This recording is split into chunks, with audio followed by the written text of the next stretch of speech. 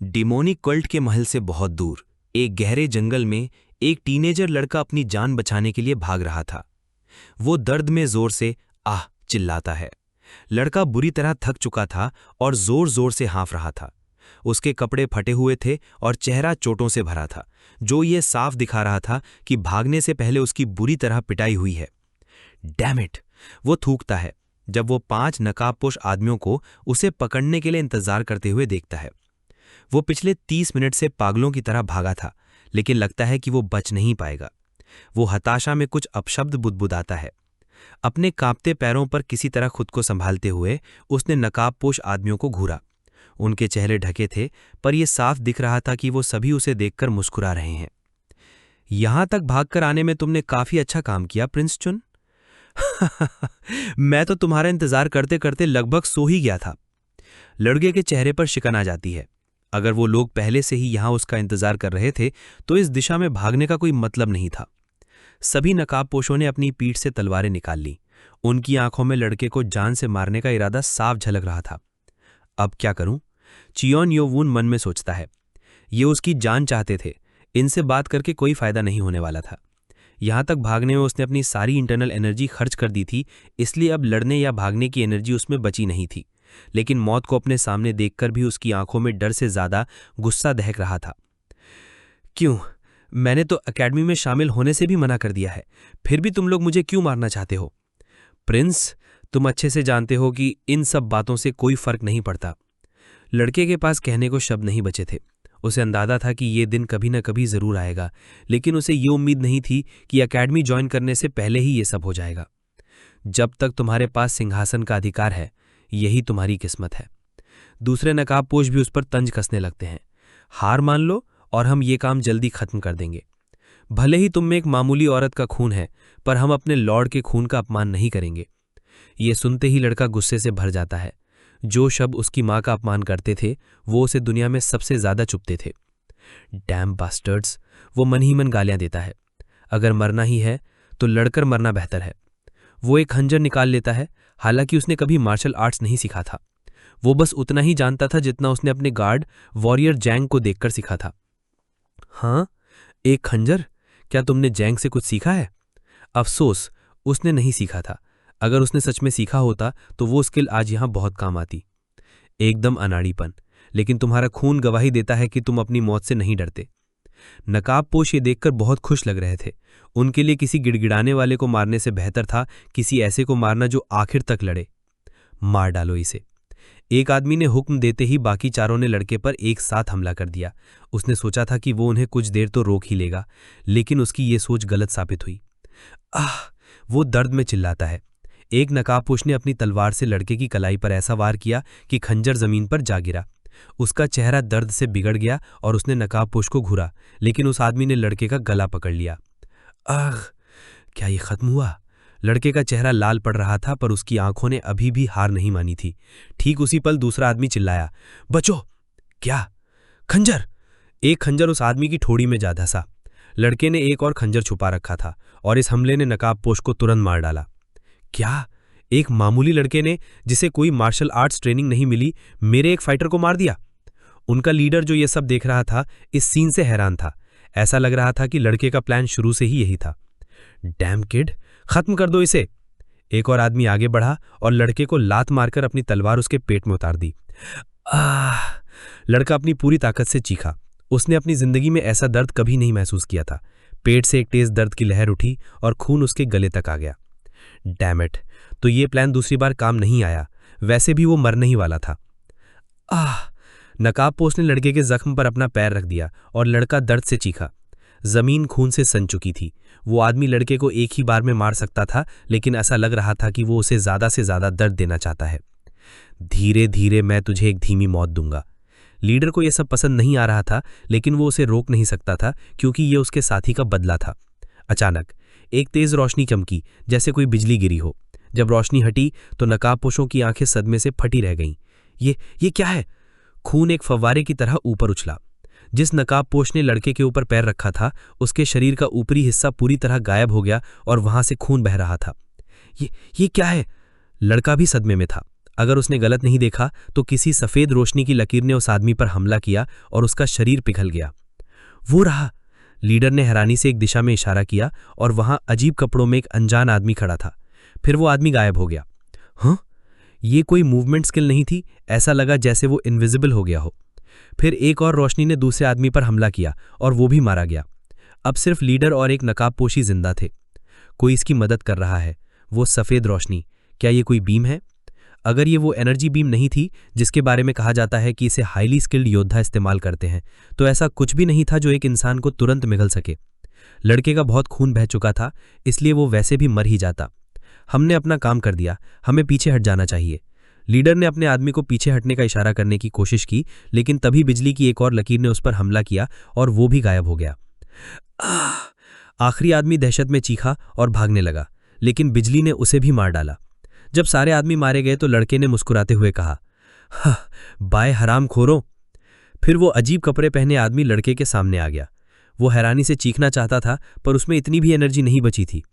Wow, तो मेरे ancestor मरते हुए भी बेहतर महसूस कर रहे हैं। एंसेस्टर? लड़के के चेहरे पर सवालिया निशान था, पर वो बोलने की ताकत नहीं थी और उसका शरीर ठंडा पड़ रहा था। उसने बहुत खून खो दिया था। क्या मैं मरने वाला हूं? वो खुद से पूछता है। तभी उसे एक अजीब बीप की आवाज़ सुनाई दी। फिर उसने सिल्वर कपड़े वाले आदमी की कलाई पर कुछ देखा और हैरान रह गया। मैं पहले आकर तुम्हें इसका इस्तेमाल करना सिखाना चाहता था, लेकिन चलो कोई बात नहीं। उस आदमी ने एक छोटे बैग से 2 चीज़ें निकाली। एक सिरिंज थी। लड़का मौत के कगार पर था। मुझे जल्दी कर दी चाहिए। उस आदमी ने लड़के के कान के पीछे सिरिंज लगा दी। फिर उसने एक और सिरिंज निकाली और उसे लड़के के दिल में घोंप दिया।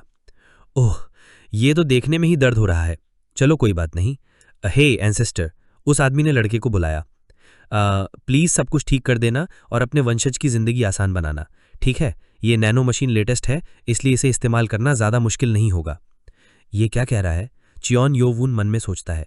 और इसी के साथ वो आदमी गायब हो गया। लड़के को तब अपने कानों में एक अजीब आवाज़ सुनाई दी। सीरियल नंबर 03455893, स्काई कॉर्पोरेशन की 7th generation nano machine activate हो रही है।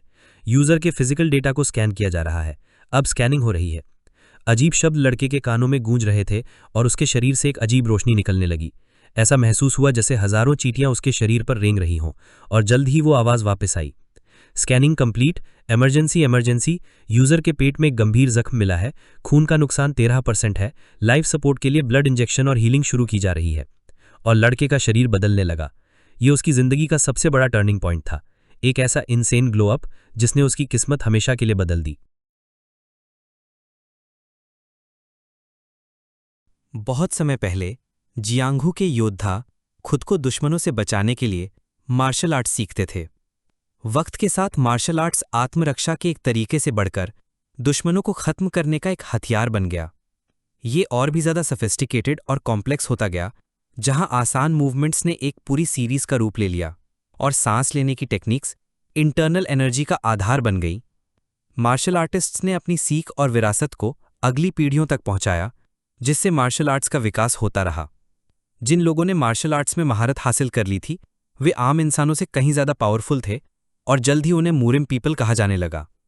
जो योद्धा मूरिम पीपल के शिष्य बनना चाहते थे, वे क्लैन्स बनाने के लिए इकट्ठा हुए और उन क्लैन्स को न्याय और बुराई की ताकतों में बांट दिया गया।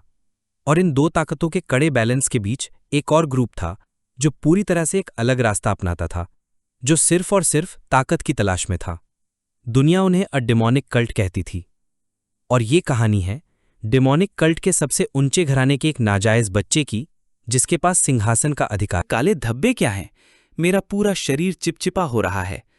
तभी उसके दिमाग में एक आवाज गूंजती है। क्या आप जाग गए हैं मास्टर? च्योन हैरान होकर अपने चारों ओर देखता है। यहां तो कोई नहीं है। ये क्या है? आवाज फिर से आती है। प्लीज शांत हो जाइए मास्टर। च्योन सोचने लगता है। टेलीपैथी? नहीं, वो तो नहीं है। मैंने ये पहले भी एक बार सुना है, लेकिन ये अलग है। ये आवाज ऐसी लग रही है जैसे सीधे मेरे सिर के अंदर से आ रही हो। नहीं, क्या ये सच में मेरे सिर से आ रही है? आवाज जवाब देती है। आप सही हैं मास्टर।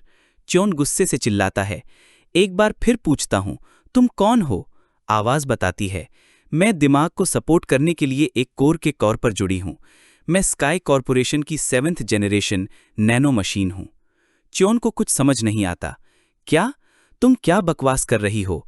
तुम हो कौन और मेरे साथ ये सब क्यों कर रही हो? आवाज दोहराती है। मैं 7th जनरेशन नैनो मशीन हूं। च्योन को नैनो मशीन शब्द मुछीन सुनाई देता है, जिसका मतलब होता है दुष्ट भगवान। वो सोचता है, क्या ये दुष्ट भगवान के बारे में बात कर रही है, जिसकी पूजा डिमोनिक कल्ट करता है?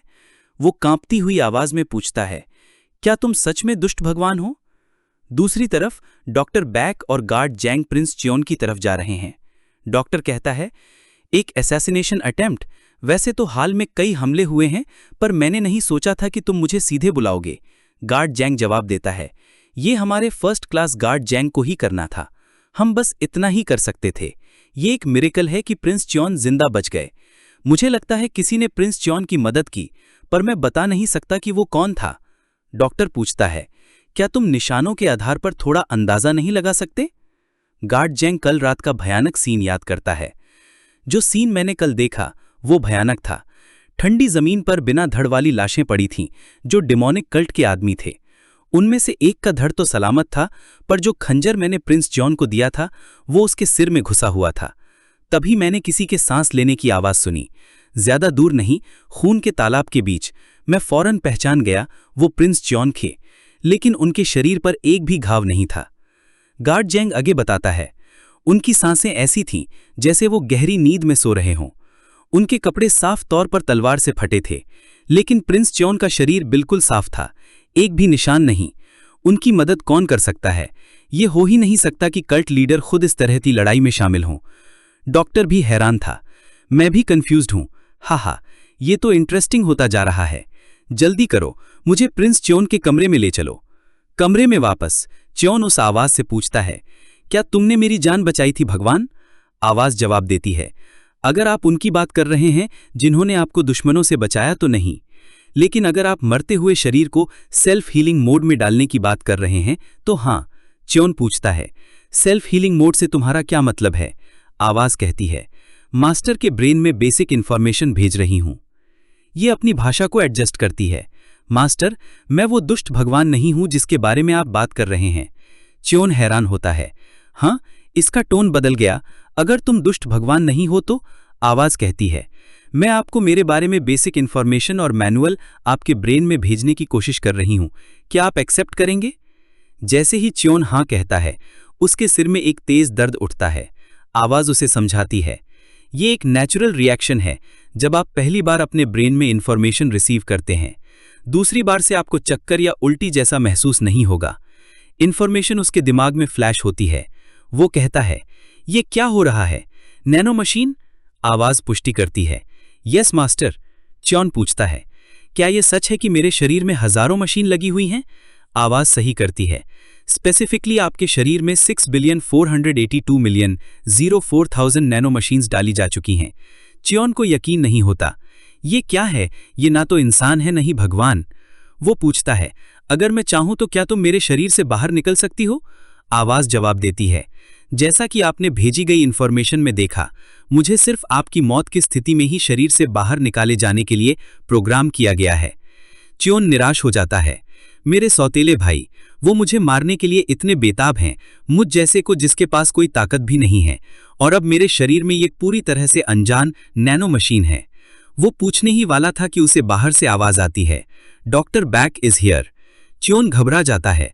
वो मन में चिल्लाता है, रुको, चुप हो जाओ। नैनो मशीन, अगर उन्होंने मुझे अपने दिमाग में एक आवाज से बात करते देखा तो वो मुझे पागल समझेंगे। आवाज जवाब देती है, मैं कम्युनिकेट करने के लिए आपके थॉट्स पढ़ सकती हूँ। च्योन कहता है, समझ गया, बस चुप रहो। आवाज कहती है, टेम्परेरीली साइलेंट मोड में जा रही हूँ। डॉक्टर बैक और गार्ड जैंग अंदर आते हैं। गार्ड कहता है, प्रिंस सो रहे हैं, हमें चुप रहना होगा। डॉक्टर आगे बढ़ता है, प्रिंस, क्या आप जाग गए हैं? तभी डॉक्टर को एक अजीब गंध आती है। ये कैसी गंध है? वो च्योन से कहता है, प्रिंस च्योन, हम पहले मिले थे ना? च्योन जवाब देता है, मैं उस डॉक्टर को कैसे भूल सकता हूं जो मेरी मां के बीमार होने पर मुझसे मिलने आए थे। डॉक्टर कहता है, मैं तुम्हारी पल्स फील करने जा रहा हूं, अपना हाथ दो। जैसे ही डॉक्टर च्योन की नब्ज पकड़ता है, उसकी आंखें हैरानी से फैल जाती हैं। ये तो बहुत। गार्ड जैंग घबराकर पूछता है, आपका क्या मतलब है? क्या प्रिंस के साथ कुछ बुरा हुआ है? डॉक्टर जवाब देता है, नहीं, बिल्कुल उल्टा। ये प्रिंस च्योन के लिए एक बहुत बड़ा मौका हो सकता है। गार्ड पूछता है, आप क्या कह रहे हैं? डॉक्टर बताता है, तुम्हारे पूरे शरीर से सारी गंदगी साफ हो चुकी है और तुम्हारा एनर्जी फ्लो एक्टिवेट हो गया है। क्या तुमने कोई खास तरह की दवा ली थी? च्योन हैरान रह जाता है। क्या? तो ये चिपचिपे काले धब्बे मेरे शरीर से निकला हुआ वेस्ट था? च्योन मन में नैनो मशीन से पूछता है। यहां देखो, नैनो मशीन, क्या ये तुमने किया है? आवाज पूछती है। साइलेंट मोड डीएक्टिवेट करें? च्योन चिल्लाता है। डीएक्टिवेट, आवाज बताती है। साइलेंट मोड डीएक्टिवेट कर दिया गया है। आपके पूरे शरीर में मौजूद नैनो मशीन्स ने आपके शरीर से वेस्ट को बाहर निकाला और उन्होंने ब्लड वेसल्स, जॉइंट्स और मसल्स को आपके बॉडी शेप के हिसाब से बेस्ट फिट होने के लिए रीशेप कर दिया है। च्योन यो वून को अपनी किस्मत पर यकीन नहीं हो रहा। वो पूछता है, तुम क्या हो? क्या तुम्हें यकीन है कि तुम दुष्ट भगवान नहीं हो? आवाज शांति से जवाब देती है, मैं दुष्ट भगवान नहीं बल्कि एक मशीन हूं मास्टर।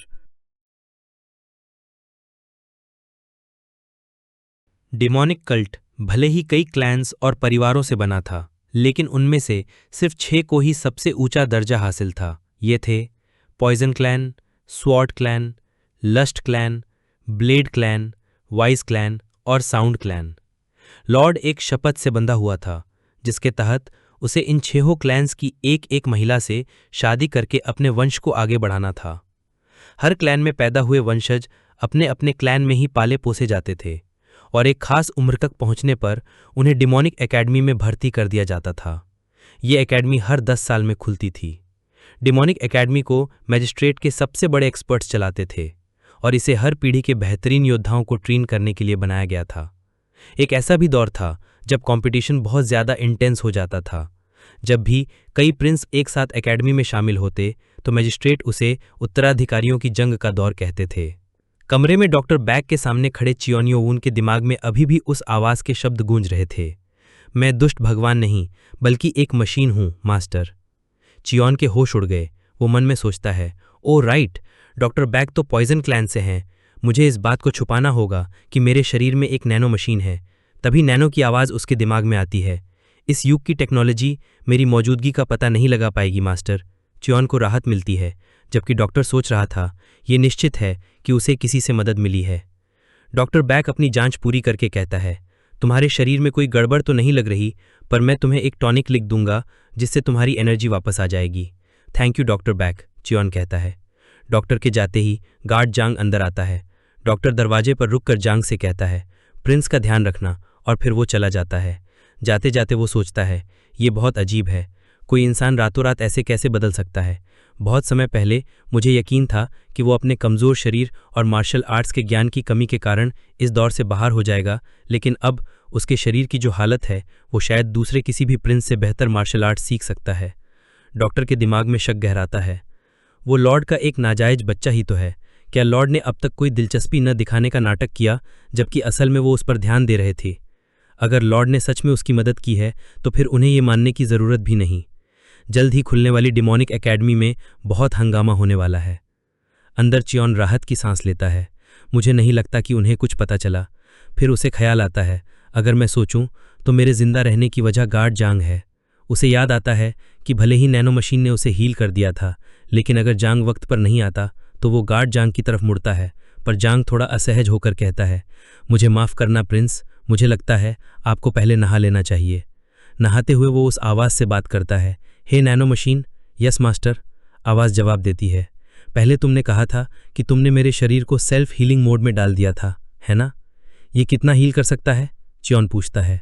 नैनो जवाब देती है, किसी भी बाहरी चोट से होने वाले अंदरूनी या बाहरी घाव को तेज़ी से ठीक किया जा सकता है। हालांकि खून की कमी या सिर कट जाने जैसी स्थिति में बहुत ज़्यादा समय लगेगा, क्योंकि उसके लिए सेल डिवीजन की ज़रूरत होती है। चियोन को कुछ समझ नहीं आता। तुम ऐसी बातें क्यों कहती रहती हो जो समझना मुश्किल है? तभी उसके कटे हुए हाथ पर उसकी नज़र जाती है, जो पूरी तरह से ठीक हो चुका था। खून का एक निशान तक नहीं था। मैंने इसे अभी देखा, फिर भी यकीन करना मुश्किल है, पर अब मुझे पता है कि ये काम करता है। वो आगे पूछता है, जो इन्फॉर्मेशन तुमने पहले मेरे दिमाग में ट्रांसफ़र की थी, क्या मैं सच में उन सारे फंक्शंस को इस्तेमाल कर सकता हूँ? आप इंस्ट्रक्शंस में दिखाए गए सभी फंक्शन इस्तेमाल कर सकते हैं, नैनो जवाब देती है। चियोन के चेहरे पर एक मुस्कान आ जाती है। गुड, नहाने के बाद मुझे इसे ट्राई करना होगा। लेकिन तभी वो अपने शरीर को देखता है और चौंक जाता है। रुको nano machine, this doesn't make sense. मेरा शरीर अचानक इतना मस्कुलर और टोन्ड कैसे हो गया? क्या ये भी तुमने किया है? यस, मैंने आपके शरीर को रिकंस्ट्रक्ट किया है। तभी बाहर से आवाज़ आती है, प्रिंस, मैं आपको कपड़े पहनाने आई हूँ। कपड़े पहनते हुए नैनो समझाती है, साइंटिफिकली किसी चीज़ को शून्य से बनाना असंभव है, लेकिन आपके मौजूदा हिस्से को रिकंस्ट्रक्ट करना मुश्किल नहीं है। चियोन गहरी सोच में पड़ जाता है। तुम जो शब्द चुनती हो वो बहुत कॉम्प्लिकेटेड हैं। तुम्हारी बातें सुनकर मुझे लगता है कि मैंने जो कुछ भी सीखा है वो सब बेकार है। तुम्हारा नाम बहुत लंबा है, तो तुम्हें नैनो बुलाना ठीक है ना? नैनो नाम रजिस्टर किया जा रहा है। मशीन का सपाट जवाब आता है। चियोन सोचता है, यू आर नो फन। वो पूछता है, अब मुझे क्या करना चाहिए? नैनो निर्देश देती है, एक किताब देखो और उसके पन्ने पलटो। बस पन्ने पलटने हैं, दैट्स ऑल। उसे मार्शल आर्ट से जुड़ी सिर्फ 2 किताबें मिलती हैं, एक ब्लड पॉइंट्स पर और दूसरी 3 जाइज़म नाम की ब्रीदिंग टेक्निक पर। वो सोचता है, 3 जाइज़म एक ब्रीदिंग मेथड है जिसे मन और शरीर को ट्रेन करने के लिए बनाया गया है, लेकिन अगर मैं पूरी जिंदगी भी प्रैक्टिस करूं तब भी इसका सबसे निचला लेवल हासिल करना मुश्किल है। तो फिर ब्लड पॉइंट्स के बारे में पढ़ना बेहतर लगता है। वो फैसला करता है। यस, प्लीज स्टार्ट, नैनो कहती है। चियोन किताब के पन्ने पलटना शुरू करता है और कुछ ही पलों में ख़त्म कर देता है। मैंने पन्ने पलट दिए नैनो। तभी उसके दिमाग में आवाज़ गूंजती है, आपने ब्लड पासेज किताब को सफलतापूर्वक स्कैन कर लिया है। जानकारी को यूज़र के ब्रेन में ट्रांसफ़र करने का प्रयास किया जा रहा है। क्या आप स्वीकार करते हैं? चियोन चौंक जाता है। स्कैन? अरे, क्या तुम ये कह रही हो कि तुमने इसकी सारी इन्फॉर्मेशन कॉपी कर ली है? That is correct. क्या आप स्वीकार करते हैं? नैनो पूछती है। जैसे ही वो हाँ कहता है, जानकारी का एक तूफान उसके दिमाग में भर जाता है। इन्फॉर्मेशन ट्रांसफ़र कंप्लीट, आप जल्द ही इसके आदी हो जाएंगे। चियोन अभी भी हैरान था। क्या तुम मेरी चिंता कर रही हो? मैं सिर्फ तथ्य बता रही हूँ। अब मुझे क्या करना चाहिए? वो पूछता है। अगर आप हासिल किए गए ज्ञान का उपयोग करना चाहते हैं तो आपको उसके बारे में सोचना होगा ताकि वो सामने आ सके। चियोन अपनी आंखें बंद करता है और सोचता है, ब्लड पॉइंट्स, और अगले ही पल पूरी किताब उसके दिमाग में जिंदा हो उठती है। ब्लड पॉइंट्स शरीर की नसों और धमनियों में खून के बहाव में एक महत्वपूर्ण भूमिका निभाते हैं। इन्हें 2 अलग अलग प्रकारों में बांटा गया है, पॉइंट्स जो स्थिर कर सकते हैं और पॉइंट्स जो मार सकते हैं। ये सिर्फ रटना नहीं था, उसे हर एक शब्द का मतलब गहराई से समझ आ रहा था। This is crazy. ये सिर्फ मेमोराइजेशन नहीं है, मैं पूरी किताब को समझ सकता हूँ। तभी नैनो एक और धमाका करती है। मैंने किताब की गलतियों को सुधारने के बाद इन्फॉर्मेशन को ट्रांसफ़र किया है। एरर्स? क्या उसमें कुछ गलत भी था? चियोन हैरान था। प्रोग्राम में मौजूद जानकारी के आधार पर मैंने ब्लड पॉइंट्स के बारे में एक एरर को ठीक किया है। चियोन को यकीन नहीं हो रहा था। माय गॉश, मैं इस पर विश्वास नहीं कर सकता। इसका मतलब है कि मैं किसी और से भी ज़्यादा तेजी से मार्शल आर्ट्स सीख सकता हूँ और उसमें महारत हासिल कर सकता हूँ। उसे उन 6 क्लैंस के वारिसों का ख्याल आता है जिन्होंने बचपन से ही लड़ने की टेक्निक सीखी थी, जबकि वो 3 जाइज़म मेथड भी नहीं सीख पाया था। एक नई उम्मीद से उसकी आंखें चमक उठती हैं। मेरी स्टडी में मार्शल आर्ट्स पर ज़्यादा किताबें नहीं हैं, लेकिन मैंने सुना है कि डिमोनिक एकेडमी में बहुत सारी हैं। इस एबिलिटी के साथ मैं एकेडमी में किसी और से भी ज़्यादा तेज़ी से स्ट्रांग बनूंगा। अब यही मेरा गोल होगा। उसी टाइम डिमोनिक कल्ट के साउथ कासल में बॉकमाजोंग नाम का एक और हेयर कैंडिडेट गुस्से से आग बबूला हो रहा था। मैंने उन सबको सिर्फ एक लड़के को खत्म करने के लिए भेजा था और वो 5 के 5 मर गए। हाँ, तुम्हें क्या लगता है ये कोई मतलब की बात है? उसका आदमी कहता है। मुझे लगता है किसी ने चुपचाप उसकी मदद की है। बॉकमाजोंग गुस्से से उस पर चिल्लाता है, तुम्हें मेरा नाम अपनी मर्जी से लेने का हक किसने दिया? प्रिंस चियोन। वो घृणा से थूकता है। मैंने सोचा था कि वो नीच खून का एक नाजायज है, उसे मारना आसान होगा। लगता है उसके पास कोई छुपा हुआ इक्का था और कोई और भी है जो उसे बचा रहा है। मैं अपने हाथ गंदे नहीं करना चाहता था, पर अब मेरे पास कोई चारा नहीं है। मुझे उसे डिमोनिक एकेडमी में खुद ही मारना होगा।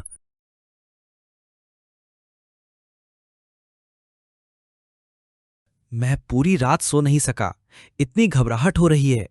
आज एकेडमी में शामिल होने का दिन है।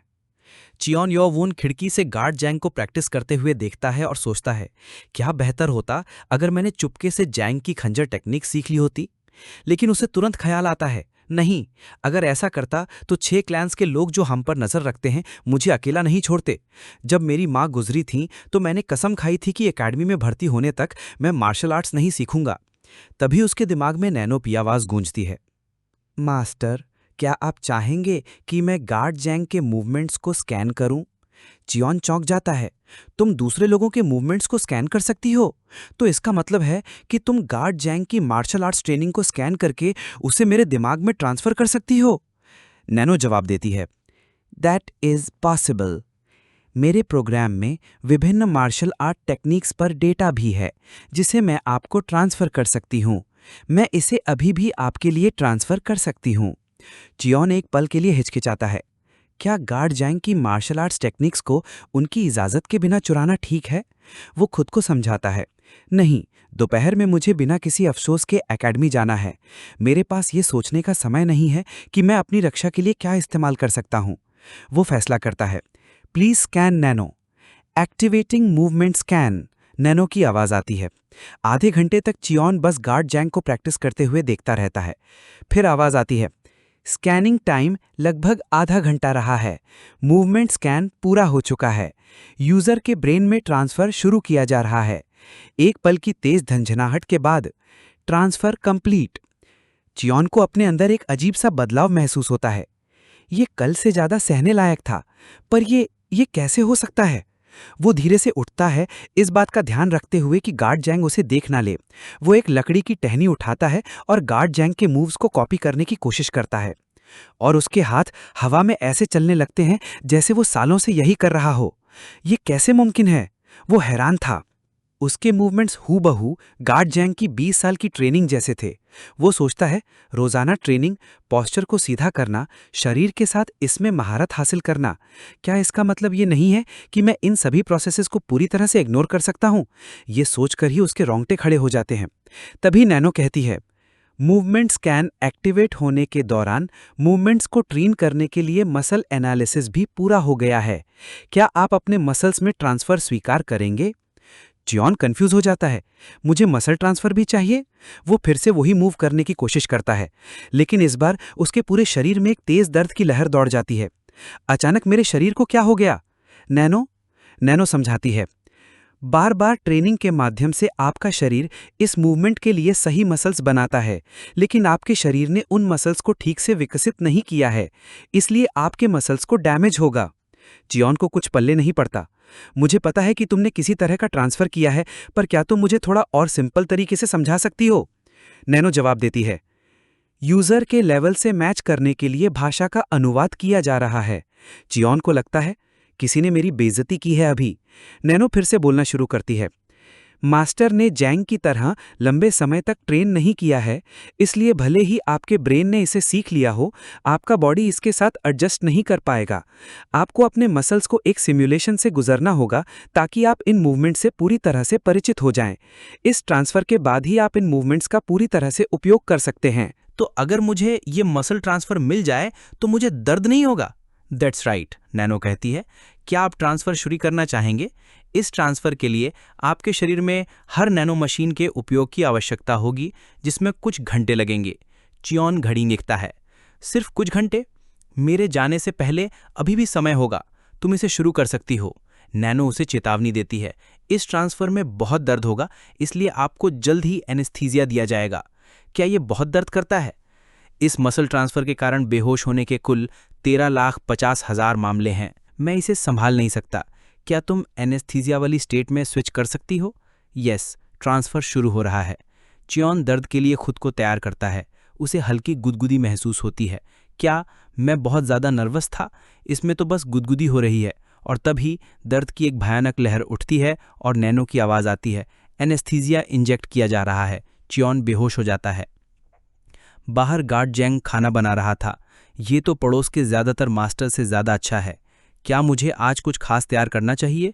नहीं, मैं बस एक सिंपल मील बनाऊंगा जो प्रिंस चियोन को पसंद है। वो याद करता है, तुम्हारे लिए खाना बनाना सीखे हुए मुझे 5 साल हो गए हैं। मैं तो एक अच्छा कुक भी नहीं था। उसे लेडी हुआ के आखिरी शब्द याद आते हैं, प्लीज़ मेरे योहुअन का ख्याल रखना। वो उदास हो जाता है। लेडी हुआ को जहर वाला खाना खाकर मरे हुए 5 साल हो गए हैं, और छोटा प्रिंस चियोन आज अकेडमी में जा रहा है। लेडी हुआ, प्लीज़ स्वर्ग से उसकी रक्षा करना ताकि वो जिंदा रह सके और एक और मील खा सके। कुछ घंटे बाद गार्ड जैंग चियोन को ज़मीन पर बेहोश पाता है। प्रिंस चियोन, तुम ठीक हो? वो घबराकर उसकी नब्ज जांचता है। नब्ज को देखते हुए तो ऐसा नहीं लगता कि कुछ गड़बड़ है। उसने ऐसा क्या किया कि ये हो गया? तभी उसकी नज़र ज़मीन पर बने पैरों के निशानों पर पड़ती है। वो निशान हूबहू उसके प्रैक्टिस के थे। उसे अपनी आंखों पर यकीन नहीं होता। प्रिंस चियोन ने मेरी ट्रेनिंग देखी। उसने मुझे 2 साल तक ट्रेन करते देखा और उसने मेरी 20 साल की मेहनत को पहले ही पकड़ लिया है। चियोन येओवून की आंखें खुलती हैं, उसके दिमाग में नैनो की आवाज़ गूंजती है। रिक्वायर्ड मसल और फाइबर ट्रांसफ़र पूरा हो चुका है, एनेस्थीसिया डीएक्टिवेट किया जा रहा है। चियोन दर्द की याद से कांप उठता है। मैं ये दोबारा कभी नहीं कर रहा। नैनो का सपाट जवाब आता है, मैंने आपको चेतावनी दी थी मास्टर। चियोन को होश आता है और वो खुद को बिस्तर पर पाता है। हैं, पर मैं यहाँ लेटा क्यों हूँ? क्या गार्ड जैंग आए थे? वो उठता है और सोचता है, अब खंजर टेक्निक का इस्तेमाल करने में दर्द नहीं होगा, है ना? नैनो पुष्टि करती है, मसल ट्रांसफ़र के जरिए अब आपके पास वैसे ही मसल्स हैं जैसे उन लोगों के पास होते हैं जिन्होंने इन मूवमेंट्स को 20 सालों तक प्रैक्टिस किया है। चियोन बाहर जाता है और फिर से लकड़ी की टहनी उठाता है। इस बार जैसे ही वो खंजर की टेक्निक चलाता है, एक तेज़ हवा की लहर पैदा होती है। ये पहले जैसी ही टेक्निक्स हैं, पर ये कहीं ज़्यादा एक्यूरेट और पावरफुल हैं। हवा को चीरने का ये एहसास कितना अच्छा है। वो अपनी पावर में खोया हुआ था, पर तभी उसकी नज़र ज़मीन पर पड़ती है। This is bad. मैंने नई गोंग का इस्तेमाल नहीं किया, फिर भी ज़मीन पर पैरों के निशान बन गए हैं। क्या मैंने वाई गोंग में महारत हासिल कर ली है? अगर गार्ड जैंग ने ये देख लिया तो बहुत बुरा होगा। तभी पीछे से गार्ड जैंग की आवाज़ आती है, प्रिंस आपका ब्रेकफास्ट तैयार है। चियोन घबरा जाता है। वो निशानों को मिटाने की कोशिश करता है, पर वो इतने गहरे थे कि जा ही नहीं रहे थे। ये दबाने से भी नहीं जाएगा। अंदर वो जानबूझकर खिड़की के पास बैठकर नहीं खाता। जैंग पूछता है, आप हमेशा खिड़की के पास बैठकर नहीं खाते? चियोन बहाना बनाता है, क्योंकि मैं कुछ समय के लिए घर नहीं आऊँगा, मैं बीच में बैठकर खाना चाहता था। पर वो जानता था, गार्ड जैंग ने नोटिस कर लिया है। उसके सामने खाना रखा जाता है, स्टर फ्राइड बॉक चॉय और रोस्ट पोक, साथ में चावल जिस पर एक फ्राइड एग रखा है। ये सब तो मेरा फेवरेट खाना है। चियोन का दिल भर आता है। मैं समझ गया आप मेरा कितना ख्याल रखते हैं गार्ड जैंग। आज एकेडमी में भर्ती होने का दिन है। ये गार्ड जैंग का बनाया हुआ आखिरी ब्रेकफास्ट हो सकता है। उसकी आंखों में आंसू आने लगते हैं। तभी नैनो की आवाज़ दिमाग में आती है, भावनाओं में अचानक बदलाव के कारण आपके ईसोफेगस में एसिड ऊपर आ रहा है। लार का स्राव बढ़ाया जा रहा है। कृपया एसिड को शांत करने के लिए भोजन को लार के साथ निगलिए। चियोन को गुस्सा आ जाता है। अजीब बातें कहना बंद करो और चुप रहो। नैनो जवाब देती है, अस्थायी रूप से म्यूट मोड में प्रवेश कर रही हूँ। चियोन आंसू पोंछता है और फैसला करता है, मैं सब कुछ खाऊंगा और कुछ भी नहीं छोड़ूंगा। गार्ड जैंग उसे प्यार से देखता है। धीरे धीरे खाइए, आपको इंडाइजेशन हो जाएगा।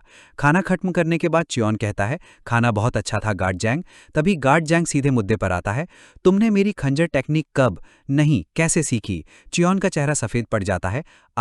आप क्या कह रहे हैं? गार्ड जैंग बाहर जमीन पर बने एक निशान की ओर इशारा करता है। ये मेरी टेक्निक के दूसरे फॉर्मेशन में जाने से बना एक स्टेप है। ये उससे कहीं ज़्यादा साफ है जो मैंने पहले देखा था। जैसा कि मुझे लगा था, मेरी आंखें गलत नहीं हैं। चियोन का सिर झुक जाता है। मूरिम में दूसरों की मार्शल आर्ट्स टेक्निक्स चुराना एक बहुत बड़ा पाप है। मैंने नैनो की पावर के जरिए एक टेक्निक चुराकर अपराध किया है। भले ही गार्ड जैंग मुझसे नफरत करेंगे, मेरे पास कोई बहाना नहीं है। लेकिन तभी गार्ड जैंग उसके कंधे पर हाथ रखता है और कहता है, यू डिड गुड। चियोन चौंक कर ऊपर देखता है। जैंग कहता है, तो क्या हुआ अगर तुमने इसे छिपकर सीखा? मैं तुम्हारा गार्ड हूं। अगर 6 क्लैंस की वो शपथ ना होती तो मैं तुम्हें ये बहुत पहले ही सिखा देता। वो चियोन को एक किताब देता है। ये खंजर टेक्निक के नई गोंग के लिए एनर्जी फ्लो मेथड है। चियोन पूछता है, आप ये क्यों दे रहे हैं? जैंग कहता है, मैं तुम्हें नई गोंग सीखने के टिप्स देना चाहता हूं, पर एकेडमी में बहुत सी ऐसी चीजें होंगी जो मेरे दिए हुए ज्ञान से कहीं बेहतर होंगी। चियोन की आंखों में आंसू आ जाते हैं और वो रोने लगता है। जैंग उसे गले लगा लेता है। चियोन सिसकते हुए कहता है, गार्ड जैंग, मैं फिर कभी नहीं रोऊंगा। जैंग सोचता है, लेडी हुआ को गए 5 साल हो गए हैं। उस दौरान मैंने अपने दांत भींच लिए और प्रिंस चियोन को संभाला, पर वो अभी भी एक लड़का है जो अपने माता पिता के प्यार का भूखा है। वो चियोन से कहता है, एकेडमी में भर्ती होने के बाद मैं तुम्हारे साथ नहीं रह सकता, तो तुम आज रो सकते हो, लेकिन अब से तुम्हें और मजबूत बनना होगा। डेमोनिक एकेडमी के गेट पर हजारों की भीड़ जमा थी। चियोन सोचता है, अब से मुझे डरना या हिचकिचाना नहीं है। भले ही माँ अब यहाँ नहीं है, मेरे पास अभी भी एक जगह है जहां मैं लौट सकता हूं। चारों तरफ शोरगुल था। जैसा मैंने सुना था, क्या सारे क्लैंस इकट्ठा हो गए हैं? एक लड़का कहता है। दूसरा जवाब देता है, मुझे लगता है यहां लगभग 1000 लोग होंगे। सब घबराए हुए थे। अब जब मैं एकेडमी में आ गया हूं तो नर्वस हो रहा हूं। चूंकि ये उत्तराधिकारियों के बीच एक कॉम्पिटिशन है, छोटे क्लैंस का हिस्सा होने के नाते हमें किसी न किसी लाइन में लगना होगा। तभी एक दबंग आवाज पूरी भीड़ को शांत कर देती है, ये सब बहुत शोर कर रहे हैं। इतनी अफरा तफरी है कि मुझे उनमें किसी तरह की स्पिरिट नहीं दिख रही। क्या तुम सब यहां इस संकल्प के बिना आए हो कि ये जगह तुम्हारी आखिरी हो सकती है? एक लाल बाल वाला आदमी मंच पर खड़ा था। भीड़ में कानाफूसी शुरू हो जाती है। वो लाल बाल, वो लेफ्ट गार्डियन है, फायर किंग ली हुआ म्योंग। क्या वो डेमोनिक कॉल्ट के टॉप 10 सबसे मजबूत लोगों में से एक नहीं है? टॉप 5 नहीं थे क्या? सबकी नजरें सामने की कतार में खड़े कुछ लोगों पर जाती हैं। सामने की कतार में खड़े वो बच्चे, क्या वे 6 क्लैंस के उत्तराधिकारी हैं? लेफ्ट गार्डियन बोलना शुरू करता है। एक एक करके वो उत्तराधिकारियों का परिचय कराता है। डार्क क्लैन नंबर 1 च्योन मू यॉन, स्वॉर्ड क्लैन नंबर 2 च्योन क्योंग वून, स्प्रिंग क्लैन नंबर 3 च्योन मू किम, पॉइजन क्लैन नंबर 4 च्योन जोंग सूम, ब्लेड क्लैन नंबर 5 च्योन यू चैन, साउंड क्लैन नंबर 6 च्योन वॉन रे। एक लड़की जो इस बार की अकेली महिला कैंडिडेट थी।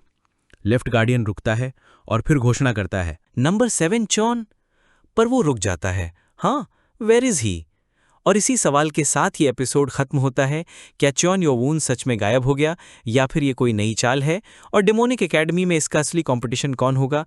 जानने के लिए बने रहिए हमारे साथ अगले एपिसोड में। तब तक के लिए मिलते हैं अगले रिकैप में।